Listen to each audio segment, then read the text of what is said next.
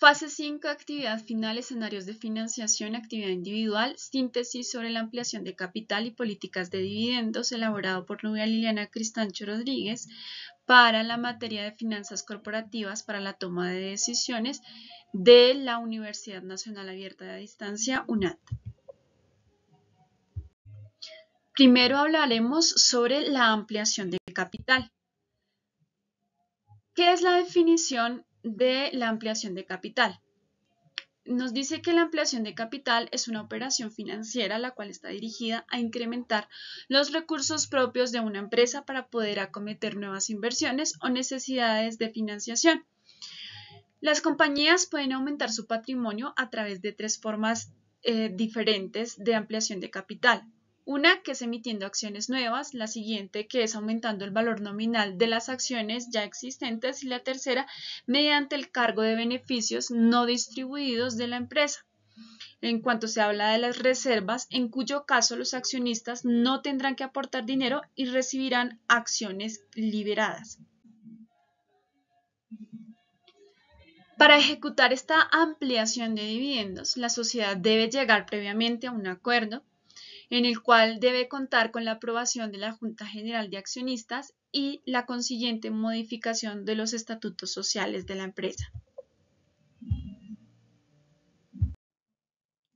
Por otro lado, nos encontramos con algunos tipos de ampliación de capital, como lo son por aportación dineraria, que es cuando existe un aumento de capital y se realiza mediante aportaciones de dinero en efectivo al patrimonio de la sociedad. En el caso de las sociedades anónimas, las acciones anteriormente emitidas deberán estar totalmente desembolsadas o que la cantidad pendiente no exceda el 3% del capital social.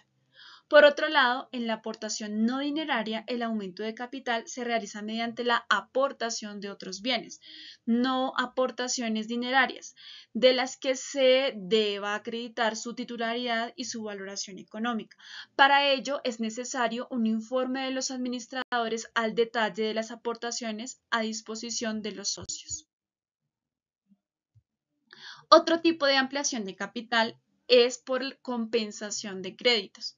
En esta la aportación se realiza por compensación de créditos existentes, es decir, que deben ser líquidos, vencidos y exigibles para el caso de las sociedades limitadas y en caso de las sociedades anónimas, este debe ser al menos de un 25% de los créditos a compensar líquidos, vencidos y exigibles.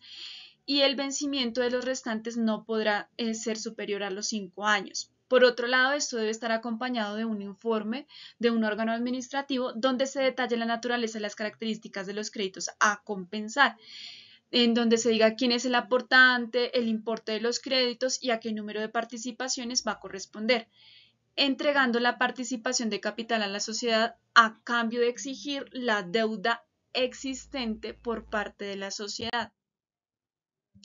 Otro tipo de ampliación de capital es la ampliación de capital por cargo de beneficio o reservas, en donde esta se realiza mediante las reservas o beneficios de patrimonio, como lo son las reservas disponibles primarias de emisión y la reserva legal en su totalidad para las sociedades limitadas y reserva legal que exceda el 10% del capital social, ya aumentando esto en caso de que la sociedad sea anónima. También se habla de que la ampliación de capital implica una modificación en los estatutos sociales y por lo tanto esta debe cumplir con una serie de formalidades como obligaciones de elevar al público los acuerdos mediante escritura pública y su posterior inscripción en el registro mercantil. También encontramos una política de dividendos. ¿Qué son las políticas de dividendos?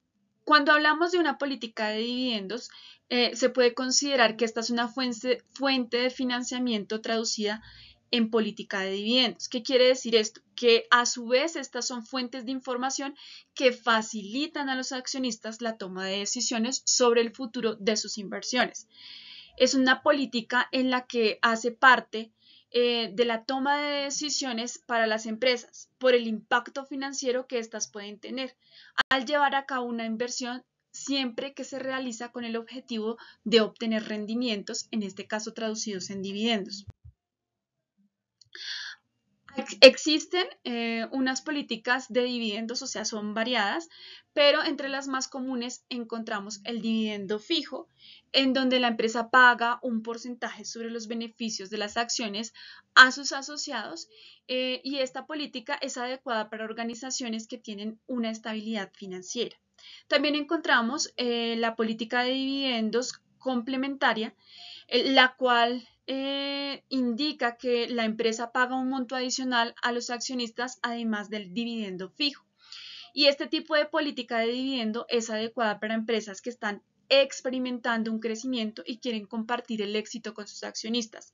También encontramos una política de dividendo en acciones, en donde la empresa paga con acciones de la compañía en lugar de dinero, y el dividendo de acciones es adecuado para empresas con una gran cantidad de acciones y una situación financiera que sea sólida. También encontramos la política de dividendos extraordinario, en donde la empresa paga un monto adicional a sus accionistas, además del dividendo regular. Este también es ideal para empresas que están teniendo un gran éxito y quieren compartir el beneficio con sus accionistas. Además de estas, también encontramos otros tipos de políticas como la razón de pago, en donde se indica el porcentaje por unidad monetaria percibida que se distribuye a los accionistas en forma de dividendos. Es el cociente entre el dividendo en efectivo por la acción de la empresa y sus utilidades por acción. También encontramos la política de dividendos regulares, en donde se ejecuta el pago de un dividendo fijo en cada periodo proporcionado a los accionistas, con información positiva, dando a conocer que la empresa se desarrolla correctamente, y cuando se incrementan las utilidades, también se incrementa el dividendo regular.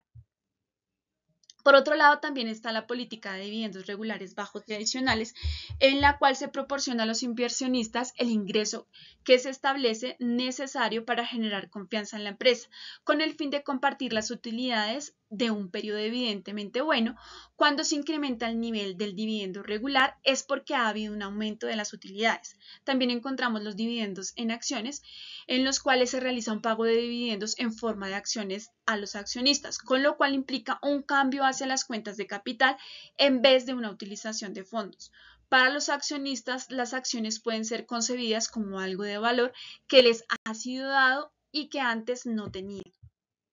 También encontramos la política de dividendos por acciones o de acciones, en la cual se utiliza esta para reducir el precio del mercado de las acciones de la empresa mediante el incremento de un número de acciones adjudicadas por cada accionista. Y la empresa suele crecer ya que el precio de las acciones es demasiado alto, y cree que una reducción en el precio del mercado hará más dinámica las transacciones de la misma. También encontramos la recompensa de acciones. Cuando se habla de recompensa de acciones es cuando se realiza unas divisiones de estas acciones, y las cuales ya no tienen un efecto sobre la estructura del capital de la empresa, pero sí se incrementa el número de acciones en circulación y se reduce su valor contable, el cual suele incrementar una cierta cantidad de acciones en circulación por acción. Esto para contar con acciones para los planes de los accionistas de los empleados, o para las acciones que van a realizar los empleados. Esto eleva el valor nominal de las aportaciones en cuanto a las acciones. Por otro lado, también encontramos la política de registros contables, la cual resulta de la compra de acciones comunes para reducir el efectivo y establecer un activo denominado acción de tesorería, el cual aparece como una deducción del capital social. Este activo se emplea para indicar la presencia de acciones recompradas en el balance general. En conclusión, podemos decir que el objetivo principal de las políticas de dividendos es satisfacer las necesidades y expectativas de los accionistas. Estas se pueden cumplir a través del pago de un dividendo fijo anual constante, o de un reparto complementario o extraordinario de ganancias. Además, la política de dividendos puede ser utilizada por la empresa como una forma para atraer y retener accionistas. Por otro lado, también podemos concluir que la ampliación de capital se da cuando se emiten nuevas acciones o participaciones sociales. Su valoración puede hacerse a la par, es decir, al mismo valor nominal de las iniciales.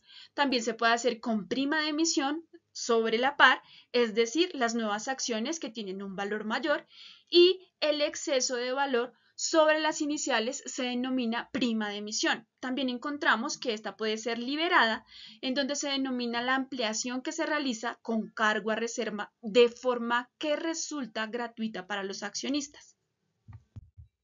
Muchas gracias por su atención prestada.